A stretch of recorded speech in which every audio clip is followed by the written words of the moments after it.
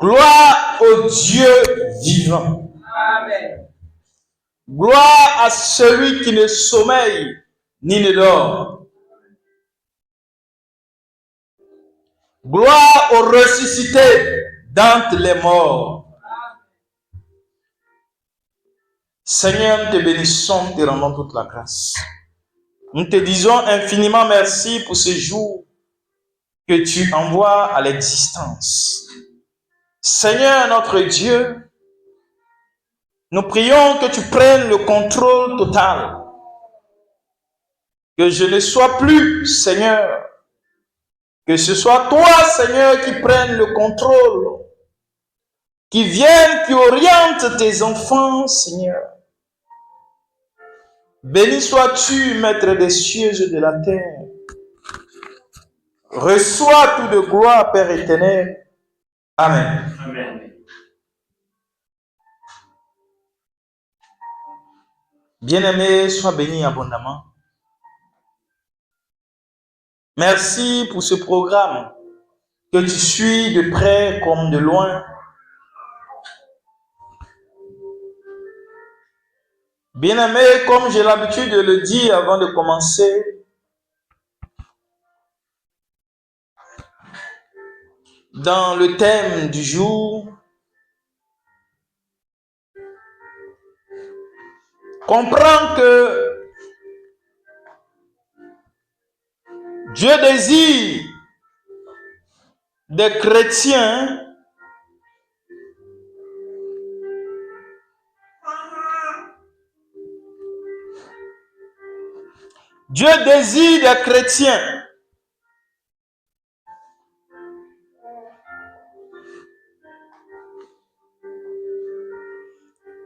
qui sont des êtres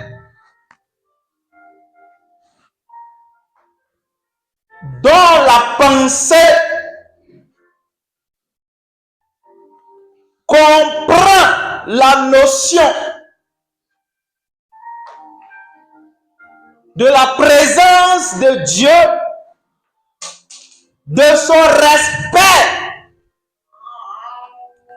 et du dévouement qui lui est accordé dans la manière de l'adorer.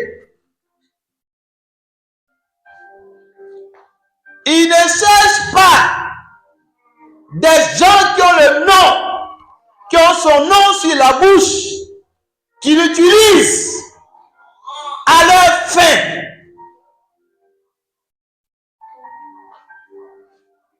Aujourd'hui, le nom du Seigneur Jésus-Christ est devenu un nom qui est utilisé pour les intérêts personnels des hommes. Dieu est devenu une chose dont on se sert. Et quand on est satisfait, on l'abandonne. En attendant le jour dont on aura encore besoin.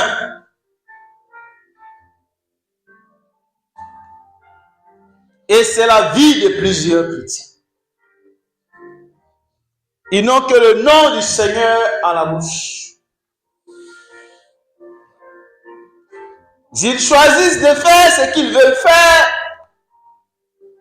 de dire ce qu'ils veulent dire, de marcher comme ils veulent marcher.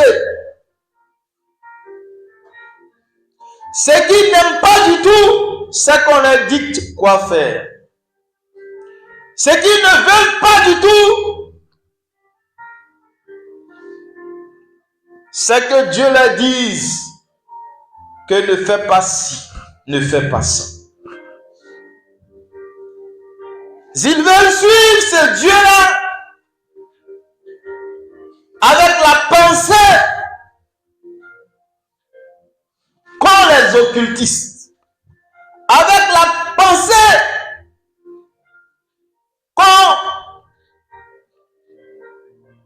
des sectaires, avec la pensée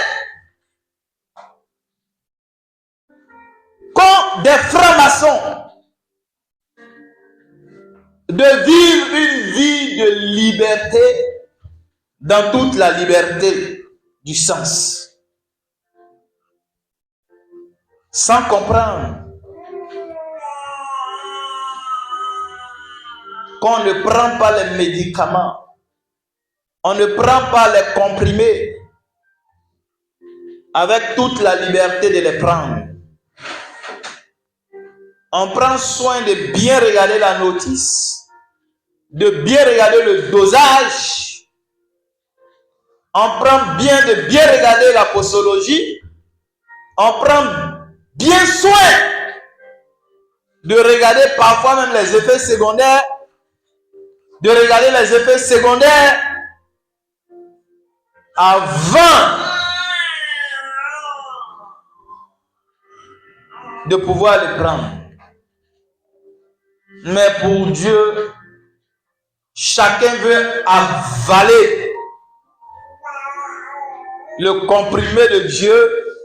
Chacun veut avaler la pilule de Dieu à sa propre manière. Tu vas te créer des problèmes.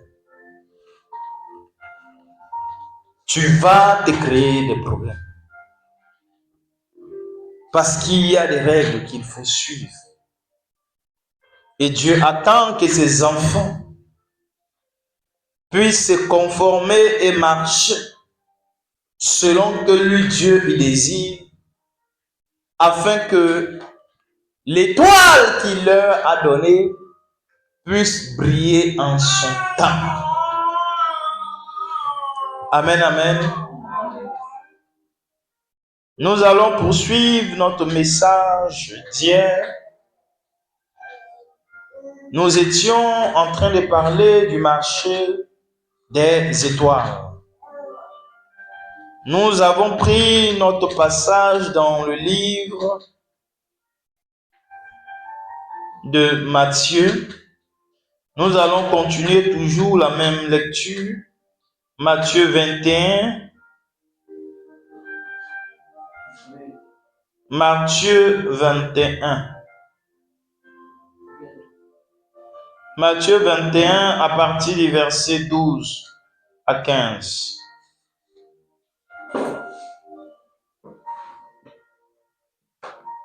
Matthieu 21. Matthieu 21. À partir du verset 12. Bon, lisons à partir du verset 1. Pour davantage comprendre. Nous sommes dans une étude biblique.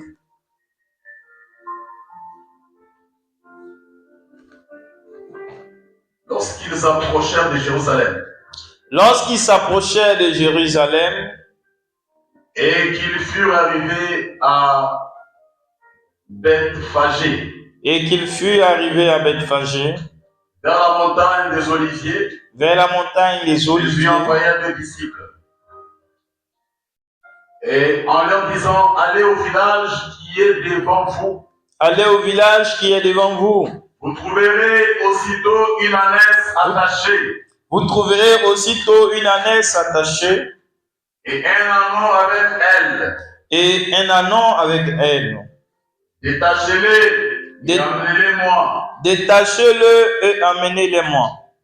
Si quelqu'un vous dit quelque chose. Si quelqu'un vous dit quelque chose. Vous répondrez. Le Seigneur en a besoin. Le Seigneur en a besoin. Et à l'instant, il les laissera aller. Et à l'instant, il les laissera aller. Or, ceci arriva afin que s'accomplisse ce qui avait été annoncé par le prophète. Or, ceci arriva afin qu'il arrive ce qui a été annoncé par le prophète. Dites à la fille de Sion, voici ton roi vient à toi, plein de douceur, et monté sur un âne, sur un ânon, le vêtu d'une ânesse. Dites à la fille de Sion, voici ton roi vient à toi, plein de douceur, et monté sur un ânon, le petit d'une ânesse. Les disciples allèrent et firent ce que Jésus leur avait ordonné. Les disciples allèrent et firent ce que Jésus leur avait ordonné. Ils amenèrent l'ânesse et l'ânon mirent sur eux leurs vêtements et le firent asseoir dessus. Et le firent asseoir dessus. La plupart des gens de la foule étendirent leurs vêtements sur les chemins, d'autres coupèrent de branches d'arbres et enjonchèrent la route. Ceux qui précédaient et ceux qui suivaient Jésus criaient « Hosanna au fils de David, béni soit celui qui vient au nom du Seigneur. Béni soit celui qui vient au nom du Seigneur. Hosanna dans les lieux très hauts. Hosanna dans les lieux très hauts. » Lorsqu'il entra dans Jérusalem, Lorsqu'il entra dans Jérusalem, toute la ville fut émue. Toute la ville fut émue. Et on disait, qui est celui-ci? Et on disait, qui est celui-ci? La foule répondait, c'est Jésus le prophète. C'est Jésus le prophète de Nazareth en Galilée. De Nazareth en Galilée. Jésus entra dans le temple de Dieu. Jésus entra dans le temple de Dieu. Il chassa tous ceux qui vendaient et qui achetaient dans le temple. Il chassa tous ceux qui achetaient et qui vendaient dans le temple. Il renversa les tables des changeurs. Il renversa les tables des changeurs. Et les sièges des vendeurs de pigeons. Et les sièges des vendeurs de pigeons. Et leur dit, il est écrit, ma maison sera appelée une maison de prière. Ma maison sera appelée une maison de prière. Mais vous en faites une caverne de voleurs. Mais vous en faites une caverne de voleurs. Des aveugles déboîtés s'approchèrent de lui dans les temples et il les guérit. Mais les principaux sacrificateurs et les scribes furent indignés à la vue des choses merveilleuses qu'il avait faites. Mais les principaux sacrificateurs furent indignés à la vue des choses qu'il avait faites. Amen. Amen. Amen, amen. Amen. Bien-aimés, quand nous lisons le message, cela nous permet de comprendre un peu. Hier, nous étions en train de dire que le Seigneur Jésus-Christ, quoi qu'il avait son ministère à accomplir, quoique depuis 12 ans, il enseignait dans le temple de Dieu, le Seigneur Jésus-Christ ne s'est pas lassé. Il ne s'est pas lassé. Le Seigneur Jésus-Christ ne s'est pas lassé. Le Seigneur Jésus-Christ ne s'est pas dit que le temps pour que je puisse intervenir est assez long. Donc le fait d'attendre, je trouve que cela va assez prendre mon temps sur la terre.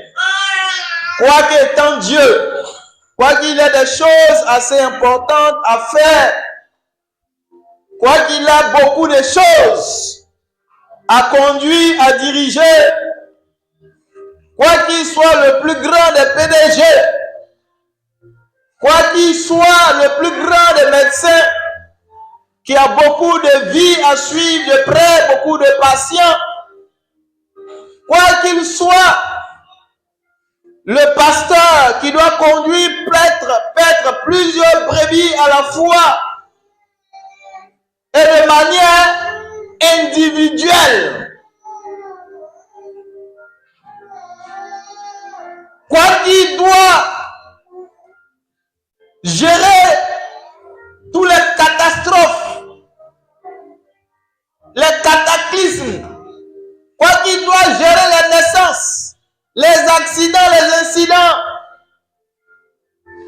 quoi qu'il doit gérer toutes ces choses à la fois, étant dans le corps de l'humain qu'il était, il a accepté la patience.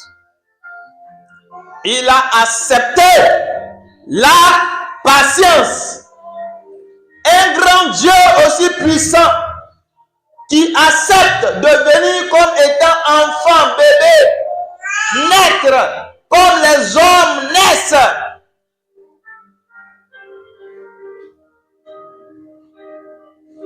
il a donné de la patience. C'est déjà un signe d'une très grande considération pour l'humanité.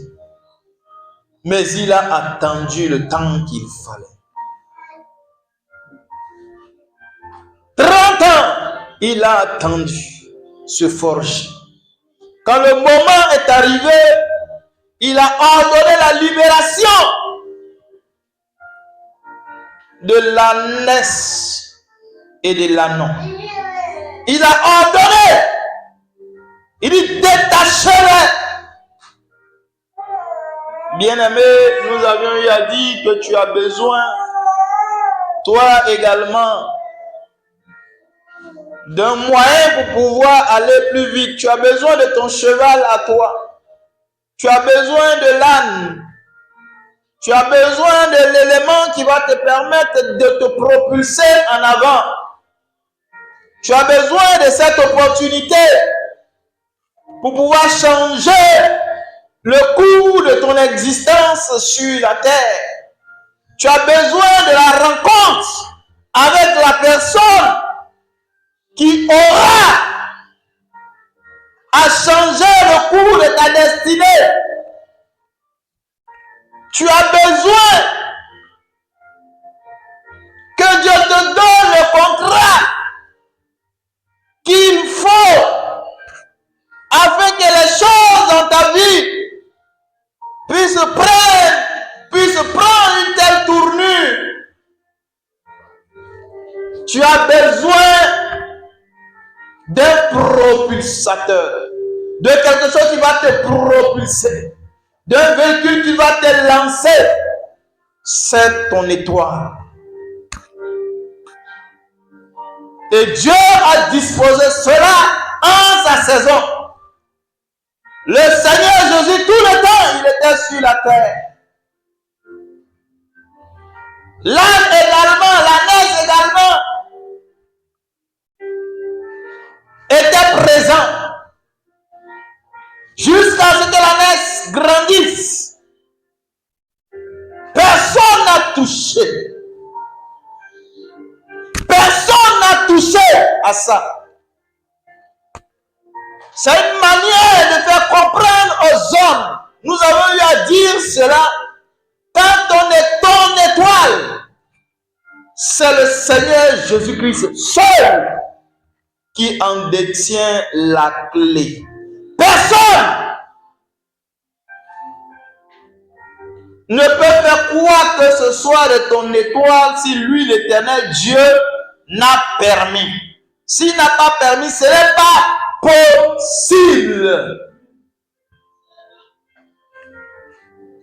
Tout ce que les agents des ténèbres puissent faire, c'est essayer de bloquer, de voler, de cacher, mais ils ne peuvent pas l'utiliser. Parce que la clé pour l'ouvrir, pour ouvrir la mallette des plans de ta vie en question, pour ouvrir la valise, le cadenas de la valise, des cadeaux que Dieu t'a réservés.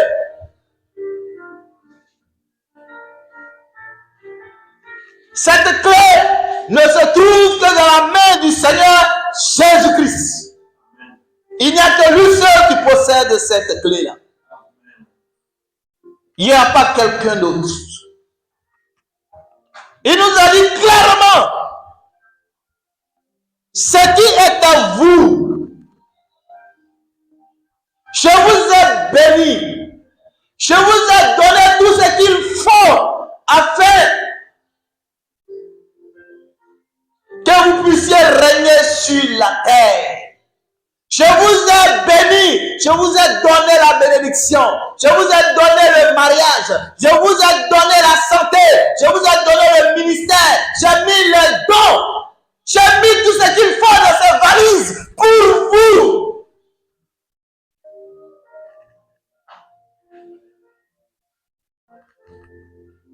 Ces choses sont disponibles. Mais il nous a dit, mais le diable a enchaîné, a maintenu cela enchaînés, captifs. Nous dirons pourquoi au fur et à mesure de l'évolution. Il dit, c'est moi seul, je détiens la clé. Personne ne peut toucher à cela. C'est moi, le Seigneur, qui détient la clé.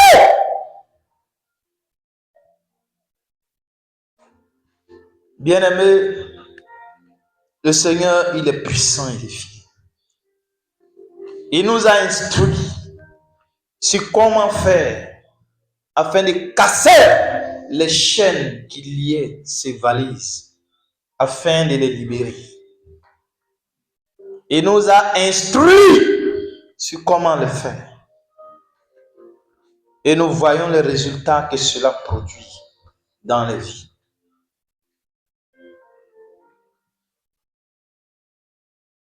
Bien-aimés, l'ânesse et l'anneau étaient là. Personne n'a osé toucher. Ils ont envoyé